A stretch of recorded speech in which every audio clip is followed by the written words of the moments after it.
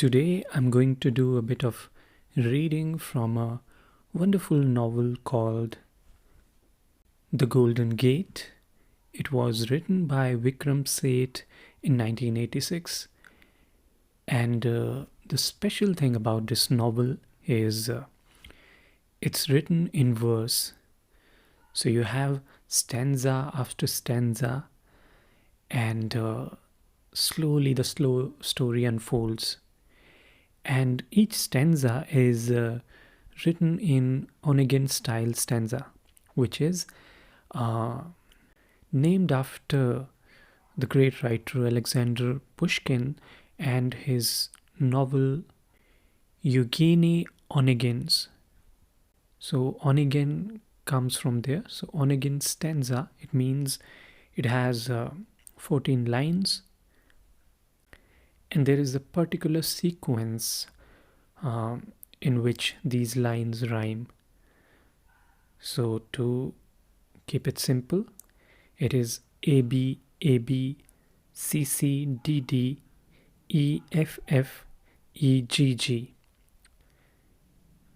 That means first line would rhyme with the third line, second with the fourth, then fifth with the sixth, seventh with the eighth, then ninth rhymes with the 12th, and 10 and 11 they rhyme together, and 13 and 14 they rhyme together.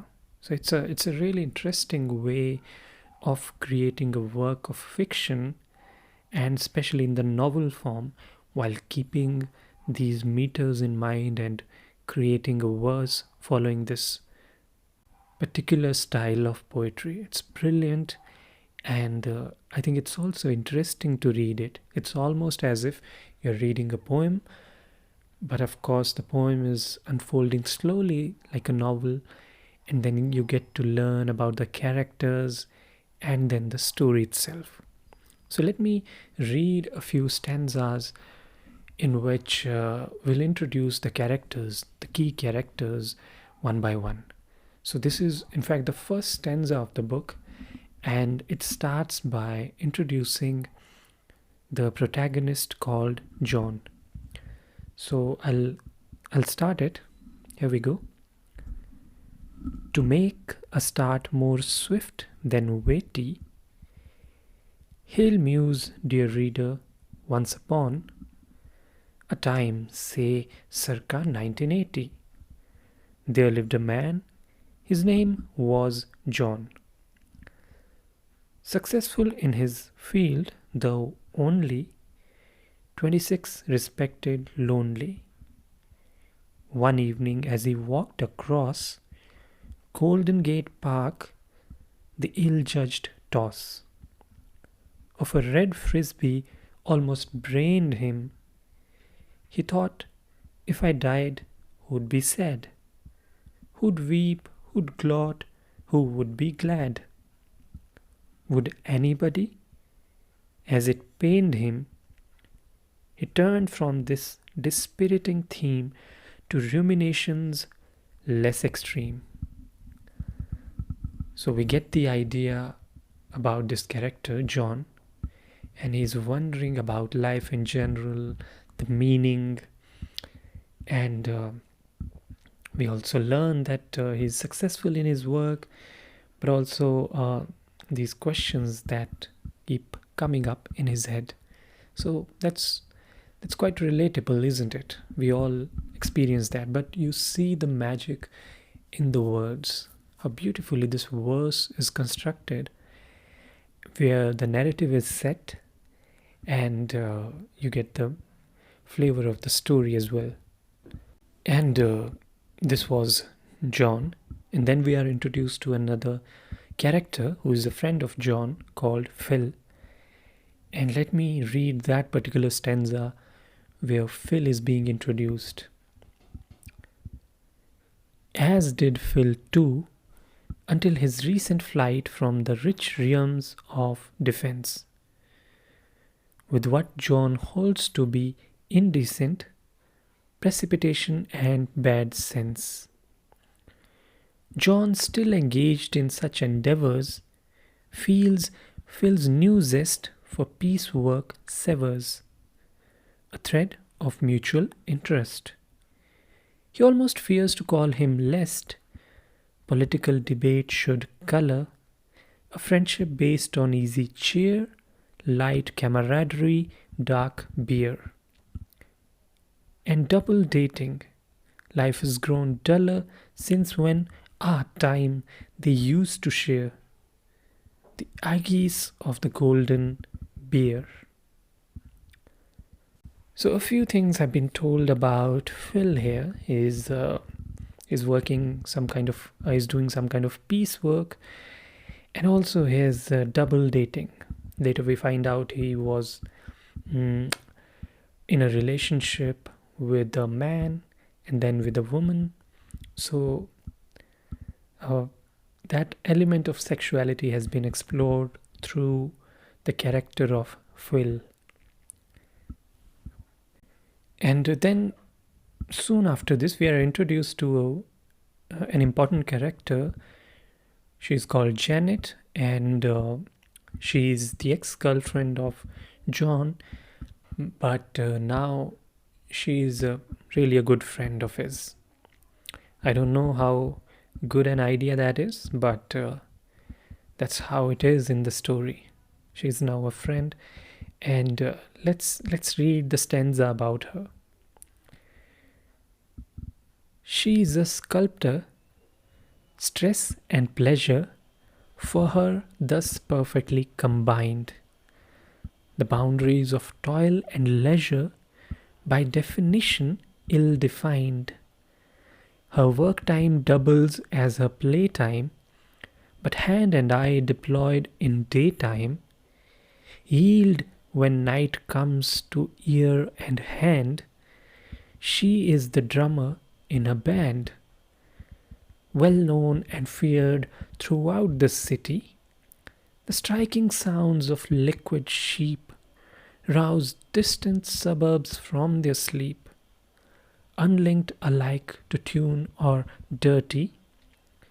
Their music is a throttled yelp, Morse crossed with a pig's squeal for help. So we're learning about her. She's a sculptor, she's also into music, and she's of course a friend of John. So now we have the three characters. Before I tell you about the fourth one, she gets introduced in the next chapter. So what happens until then is John and Janet, they are having this conversation with each other, and Janet feels that maybe John should see other people, meet other women, maybe get into dating. And he's not so sure, he doesn't have ideas about how to go about it. And then she comes up with this ridiculous idea that maybe he should write a personal advertisement looking for a woman, and somebody might reply to that. And John doesn't take it seriously. But on the other hand, Janet goes ahead and creates that advertisement for him. And then one girl responds. Who's that girl? That's the fourth character, of course. She is Elizabeth, known as Liz here. So Liz gets introduced when she writes to that in response to that advertisement, and introduces herself. So let's go to that particular stanza. In fact, there are a couple of them where her letter or the response has been recorded. So let me read both of them. He reads it through twice, somewhat chary, of yet one more time being had. It goes, "Dear Yeppy, I am weary of answering a personal ad. This is the first time I should mention that I have broken my convention of reticence. But well, here goes. I rather liked your literate prose. As an attorney, the clear crafting of words are stock in trade excites. My admiration nothing blights. A document like sloppy drafting. Your ad, if I may be allowed, to matronize you, does you proud. So that was one. Then the next stanza. I am friendly, female, 27, well rounded too, and somewhat square.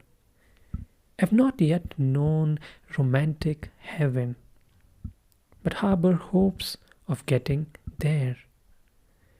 I'm fit, at least I'm not convulsive, and fun, I hope, though not impulsive. To match the handsomeness you flaunt, I do not mean this as a taunt. I find immodesty disarming. I've heard several people say I am good looking in my way. So if I would like to meet Prince Charming, that shows discernment if you flout my charms, you are a tasteless lout. And then it goes on, and we get to learn about Liz. So this was just to give you an idea or a bit of flavor of novel in verse. How beautifully, how interestingly this whole prose, rather novel, has been constructed using poetic verses and not prose. And it's really wonderful when you read it, and you read it at a slow pace. So keep reading and let me know how you find it. Thank you very much for listening.